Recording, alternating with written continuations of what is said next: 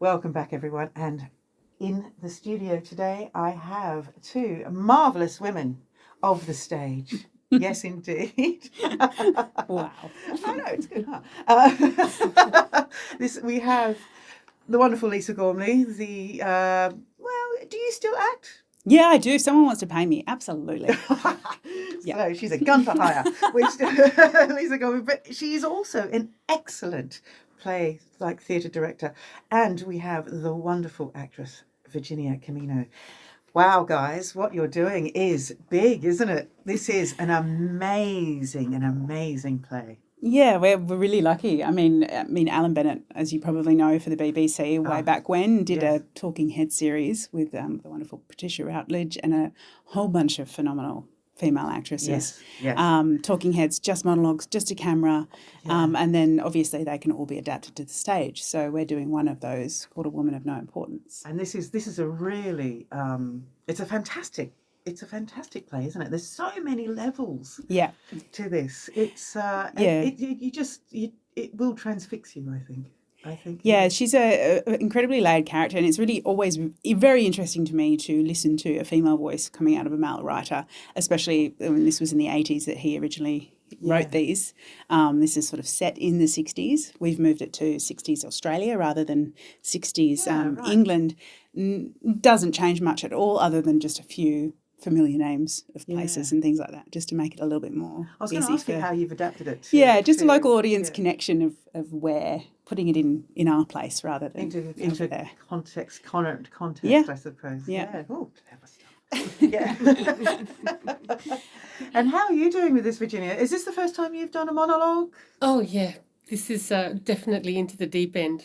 And I didn't really realise how much until I'm doing it. So 45 minutes of text Virginia has in her brain now, and she absorbed it incredibly quickly.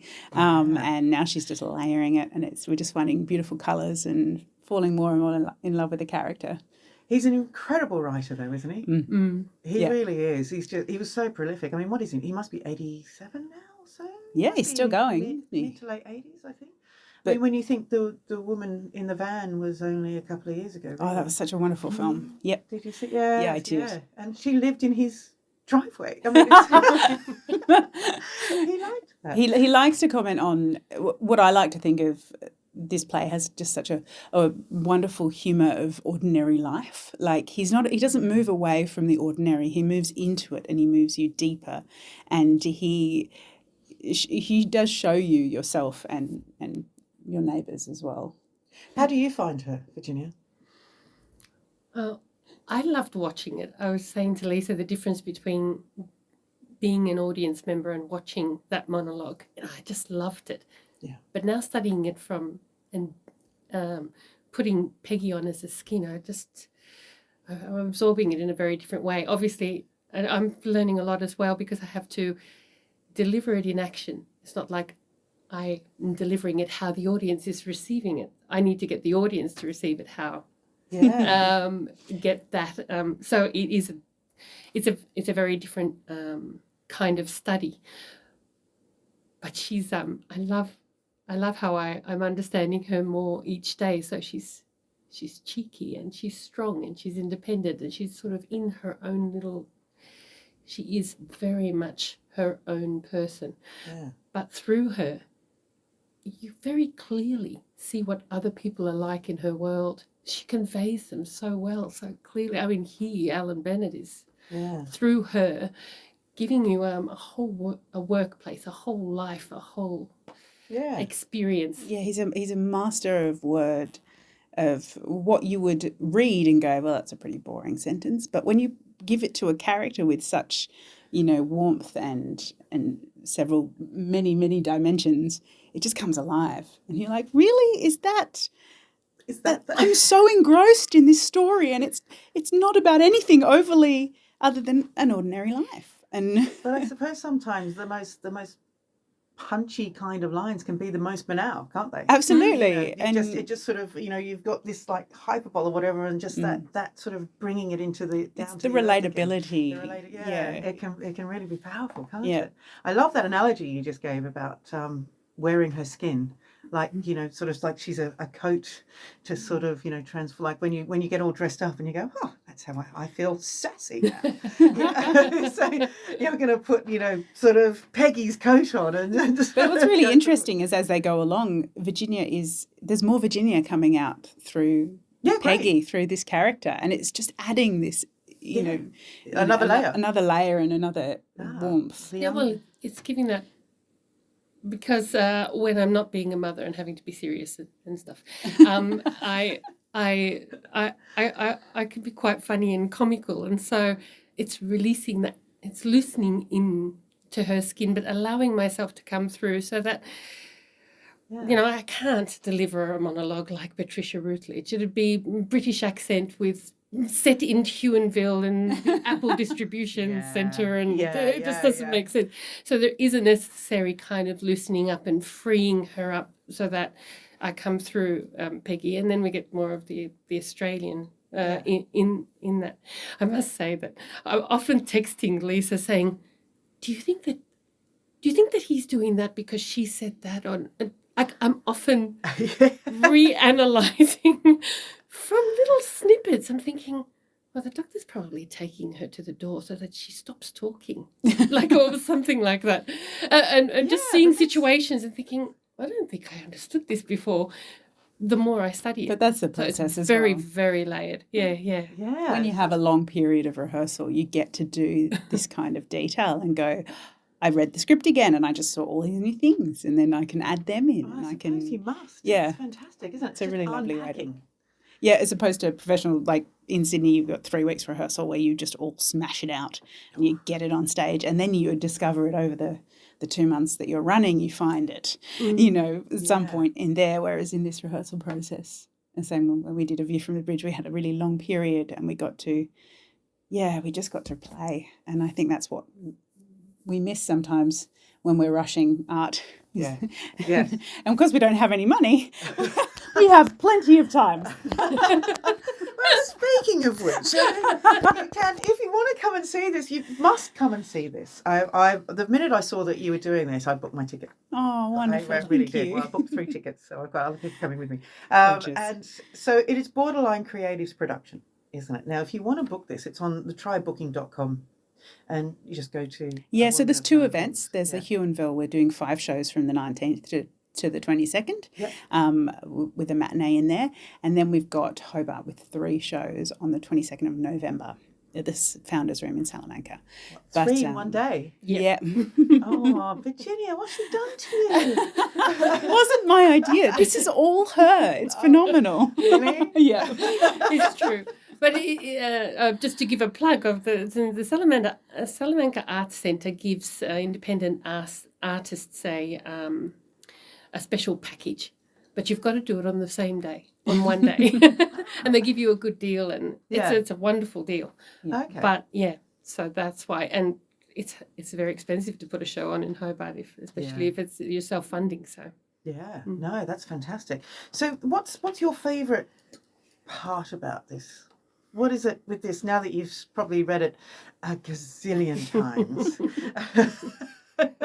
and you found, is there anything that really made you go, oh my God, I just didn't see that? Well, I didn't realise how tenacious she is. She pushes against some really testing things that happen in her life, and she's just constantly positive and trying to find the good things happening amongst what's some really heavy things happening at some points. Yeah. And so, I wish I was her in that respect. I wish I was as determined as she is to make sense of things in a good way. Yeah. That's what stands out to me about her character. Right. I can't tell you about the play because it'll give it away. We did a lot of research of women in the 60s as well, 50s, 60s, and just how workplaces, both in Australia and England, and very different time. Medicine, which is a really interesting one for women, as we know, over the years. So there's a lot of areas that we hadn't looked into. So I feel like we're better women now for understanding women. I think we're women were always really good, but we've now got more of a voice, absolutely. because of women. But just how far we've come in such a Oh. short period of time, Yeah. and it's just such a wonderful thing to see all these advances. But at the same time, looking at the 60s, going, I'm sorry, why was there more research into cow hormones than there were women's hormones? Just that kind of. We've been studying cow hormones for 150 years. Yeah. I understand because they feed us and they give us milk and things like that. But So we do give milk and we give human life. So. There was a few areas there where we both would write to each other and go, what? Wow. And it's just really, not a lot of that comes out in the play, but it works its way into performance, that kind of, you've got to make sure that these points are clear and these things are they're seen. So there'll be a lot people can relate to as well. And Alan Bennett writes that juxtaposition of her generation and the new woman often next to her in scenes that she's observing something that is very shaking new. Her up really inside about she's the generation of respecting authority and respecting that men are in charge, and then she has other elements happening in scenes that question all of that, and then she pushes against that because she needs to hold what she believes together, and there's all that kind of lots of things happening at the same time. It's very good, isn't it? And again, with that juxtaposition is, a woman of no importance is the title. Whereas, obviously everyone's important, but that's... Which is ironic because he does this entire play about how all you do at the end of the play is like how important she is. Yeah. And it's really clever. You kind of go, in society's world, no, she's not a woman of much importance. She's just a middle-aged But when you woman, know her and you know her life, and then you see her in her world, you're like, but all those people are important. Everyone's important, no matter where they are in the cog. Yeah, no, exactly. And if, people like that really facilitated other people's lives, didn't they? Oh, yeah. Absolutely. Yeah. So if without... She was a linchpin. Yeah. Peggy calls herself. That's fantastic. So now we did have a little chat before, and you did promise me something. Would you like to do your favourite little part? Okay. Would you do that for me? Well, it's not my favourite. I don't know. She's got a million favourites. Oh, you do? But, okay. It's a sweet moment. It's a sweet moment. Yeah. Okay, it's an insight. All right. So I'm gonna turn our mics off and leave those ones on. So over to you, Virginia. People are a bit envious of us. I know. I ran into Mr. McCorkadale the other day while we were both queuing in accounts. He said, "You do seem to have a good time at your table, Peggy. What do you talk about?" I didn't know. What do we talk about? Pauline's mother keeps getting a nasty rash that affects her elbows. We were discussing that. Mr. Creswell and Mr. Rudyard were going in for some new curtains for their lounge, and they were debating whether to use Thames Green. And I was saying if Thames Green was the green I thought it was, I liked it in a front door, but wasn't keen on it in curtains, so that made for some quite lively discussion. And Trish Trotter had got hold of some new gen on runner beans as part of a calorie-controlled diet, and we kicked that around for a bit. But honestly, that was all it was. I don't know what we do talk about half the time. My secret is I don't talk about myself. That was brilliant. Thank you. Oh, gosh, you get so much about who she is. I love that. That sort of gossipy kind of lots of information. Yes, no, I've got very much opinions. And she's probably right on all of them, right? Yeah, well, she just absorbs information and can create these characters out of just a sentence. Yes. She's a very clever character. Get so much of that. Thank you so much for doing that. Oh, I love that sort of writing. It was great. I got goosebumps. Thank you. That's just fantastic. Oh, look, I cannot wait to see this. This is going to be great. How are you feeling, Virginia? Are you fired up? Yeah. You just became her then in front of me. That's what gets me. You completely changed. Even your face changed. You just literally became her. I saw her. It was great. Well, I think I was initially panicked when Lisa said, "Oh, we're going to break the fourth wall here. We're going to really make it very intimate. We're going to take the audience with us." Oh, okay. Yeah, No, we're I love we're that. not separating them. She's in with the audience. Yes. So we're working in a bit of a semi-round concept. So semi-round on the hall floor rather than her up on a stage. So Wow. I just want everyone to be part of her story because Yeah, love you know it. she is talking directly to them. And so that's- that was scary. Yeah, well, I think that is, now I realise it is really probably the only way to deliver that piece, because when you are watching the piece on the BBC series, it is very much that she's talking to you Well, and she's straight to drawing camera. you into Yeah. the story. Yeah. So that it makes perfect sense. And it also feeds the energy, my energy, to then bring you along and convince you and tell you all about it, because it's really important Yeah. to you, to me. Yeah. So, yeah. It's gorgeous, absolutely gorgeous. Oh wow! So, and it's just literally just you. So, what about props? Do you have many props on stage? I mean, Yeah, I'm a huge fan of making the story the hero. So there's not really a set or props. There's little tokens of things. Like Yeah. there's some chairs and we've got a couple of lamps, and it's really hard to make self-funded theatre. So as simple as you can keep it for yourself, and the more you can focus on the text and the story and the performance, you don't need a lot to help that along, especially when you've got a great writer like Alan Bennett. So we're keeping it really, really simple, because otherwise it makes it really, really difficult to do if we have too much around the edges. Yeah, you don't want to be standing there with an umbrella going. And she creates the world. You know, she Yeah. creates the cafeteria, the office, everywhere that she is. You see it, so you don't need to physically see it. Yeah. Oh, I'm so looking forward to this now. Oh, thank you. Very generous of you. No, I really am. The Huon is like the most supportive place to do art and creativity. Huon Valley Theatre Company, you know, like, well, how can we help? And it's just really, really wonderful. And everyone lets us put posters up. And I just love, because when I was growing up in the Huon and I started at Huon Valley Theatre Company, there wasn't a lot, nothing would come down this way. So it's really nice to be able to see, you know, a lot more live music coming down, a lot more performances, festivals. And if I can add some theatre to that, along with the Huon Valley Theatre Company, we It's really good though, isn't great. it? I'm just really impressed. I try and see as much as I possibly can, and I'm just always impressed with it. I always think, like, this is just here in little Huon Valley. I mean, you know, you could start a movement. I would, you know, if someone gave me lots of money one day, I would start a wouldn't that be theatre nice? company down here. In the Huon. We have the audiences, we have You've got the talent. everyone and the talent, absolutely. You've got some fantastic writers down here as well, And haven't you? a lot of artists that have just made the choice to live a beautiful life in a beautiful place rather than make loads of money.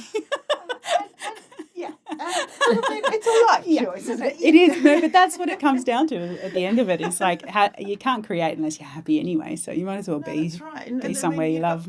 You've got the whole of Tasmania to be your inspiration. Yeah. You know, like all the artists that I see, you know, we helped the station itself helped with the Castle Falls Bay Art and Music Festival. I did all the music for that. Beautiful. And it was just great. You know, we use all local people. It's all local art, local people, that sort of stuff. I mean, it is just amazing, isn't it? Yeah, we have the per capita for creative endeavours. We are the best in Australia for opportunities for young people to get involved. Is that true? In things, yeah. I love that. You know, there's not a lot of money in it. It's hard to make a living, but there's a lot of, the way that young people are developed in Tasmania in regards to art is wonderful. Like the opportunities they can get involved in as they're growing as artists is really great. But it's also experience, isn't it? If you can get kids on stage, if you can get kids together, if you can get them, you know, even if it's just like jamming with musicians or whatever, or doing, you know, monologues with each other, or, you know, like sort of backwards and forwards, all that sort of stuff. You know, those experiences are hard to get when you've got 75 people queuing up to have that experience. Yeah.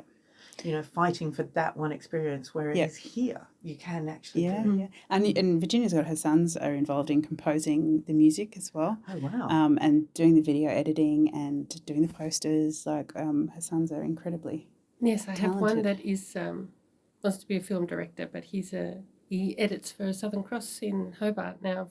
Okay. So he's doing the promo videos and doing editing and that. And my 16-year-old is doing graphic design. So he was doing all the. Did he do the posters? Posters. Oh, they're very good. And he took the photos. And Yeah. Of course, Lisa guided us through all of that because we didn't know what we were doing. So. Gentle bullying. Yeah. Gentle bullying with It's love. good leadership. Yes, I need to start saying that. I am a good leader, not a bully. Yes, open those doors. No, this is. I mean, it's a lovely poster. It's really nice. It's good. It's powerful, and it's everything you need it to be. Yeah, He's done thank very you. well for himself. Yeah, no, Yes. that's good. No, absolutely. Ladies, thank you so much Thank for coming you. in. I can't wait to see this. And I might get you back in later again. Yeah, we love that. If That'd that's be okay. great. Maybe Yeah. before you do the November.